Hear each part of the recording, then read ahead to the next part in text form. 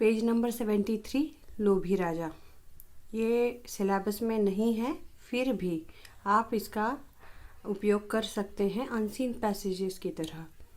लोभी राजा और संत तुकाराम जी के बारे में जो भी ये दिया हुआ है पैसेज, उसको आप पढ़ के उसके क्वेश्चन आंसर अगर सॉल्व करेंगे तो आपको अपठित गद्यांश या उतारा या अनसीन पैसेज के बारे में प्रैक्टिस हो जाएगी कि कैसे अनसीन पैसेज आ सकते हैं और उसके उत्तर हमें कैसे लिखने हैं, कैसे पैसेज में से ढूंढने हैं। तो शुरू करते हैं। लोभी राजा। मिडास नावाचा एक श्रीमंत राजा होता. त्याच्याजवळ खोलीभर सोन्याच्या विटा होत्या. विटा मतलब इटे, ब्रिक्स. पण त्याला आणखी सोन्याची हाव होती. एके रात्री तो विटा मोजत असताना एक देवदूत तिथे आला.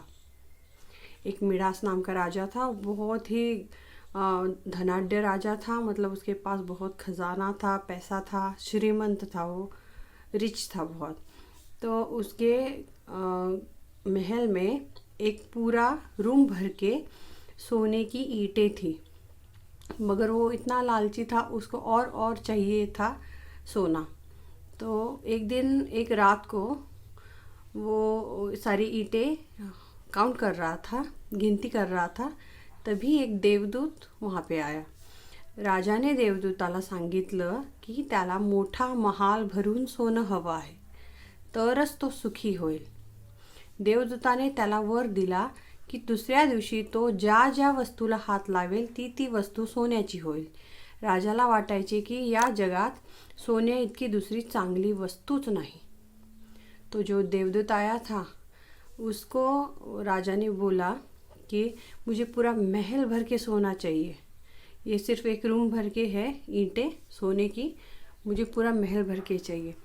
तो जो देवदूत था उसने उसको वर दिया राजा को, मिडास राजा को, कि दूसरे दिन मतलब कल तुम जिस भी चीज़ को हाथ लगाओगे वो सोने की चीज़ बन जाएगी.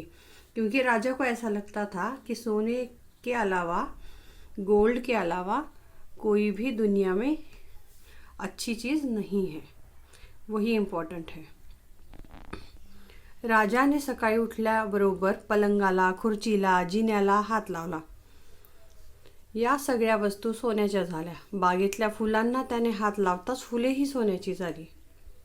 राजा सुबह उठा नींद से, तो उसने जो पलंग मतलब कॉट, जो बिछाना होता है या बिस्तर होता है, चारपाई होती है, उसको हाथ लगाया और चेयर को हाथ लगाया, खुर्ची और जीन्याला हाथ लगा, जो स्टेयरकेस होते हैं, स्टेयर्स होते हैं, उसको पायरिया, वो सब सोने के बन गए. इतना ही नहीं कि जो बगीचे के फूल होते हैं उनको भी हाथ लगाया, वो भी सोने के हो गए.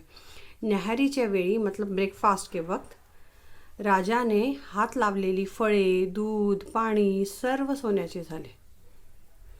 ब्रेकफास्ट को बैठा, वो खाना खाने बैठा, नाश्ता करने सुबह, तो जो फल को हाथ लगाया तो वो भी सोने का हो गया, दूध भी सोने का हो गया, पानी और सब कुछ जो भी था सब सोने में तब्दील हो गया.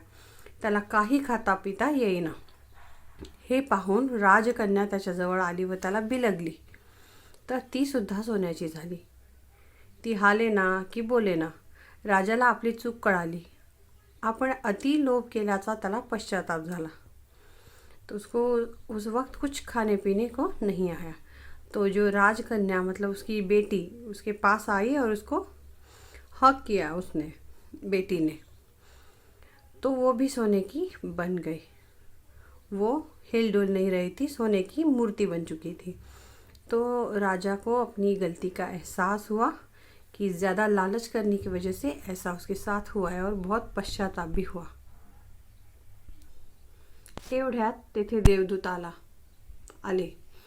राजाने त्याची क्षमा मागितली. देवदूताने सर्व गोष्टी पूर्वीसारख्या केल्या.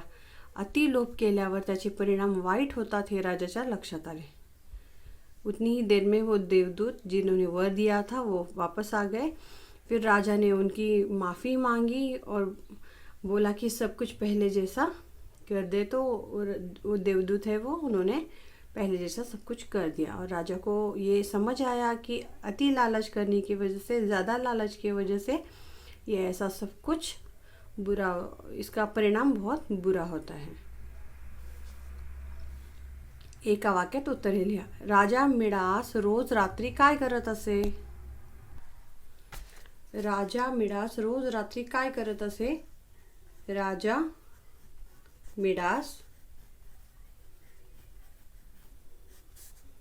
रोज रात्री सोन्याच्या विटा मोजत असे. सोन्याच्या विटा मोजत असे.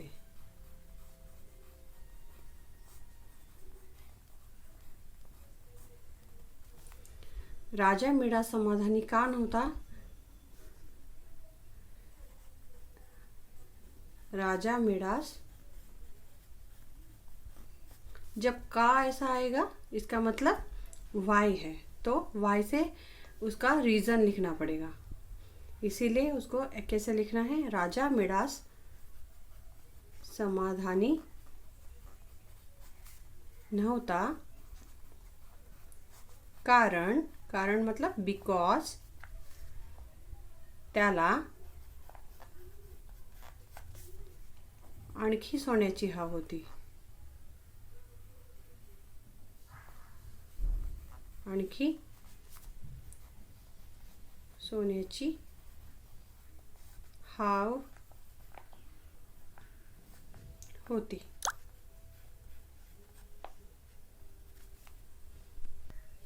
बाकी के मैंने लिख के फिर वीडियो निकाला. देवदूताने राजाला कोणता वर दिला? देवदूताने राजाला वर दिला की तो ज्याही वस्तूला हात लावेल ती सोन्याची होईल.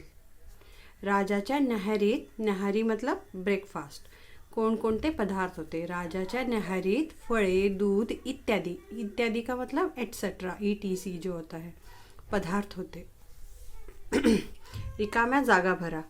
मिडास नावाचा एक श्रीमंत राजा होता. यहाँ पे थोड़ा मिस्टेक है प्रिंटिंग, तो नहीं है, ती है. ती वस्तू सोन्याची होईल. या सगळ्या वस्तू सोन्याच्या झाल्या. ती काही हालेना की बोलेना. राजा ने त्यांची क्षमा मागितली.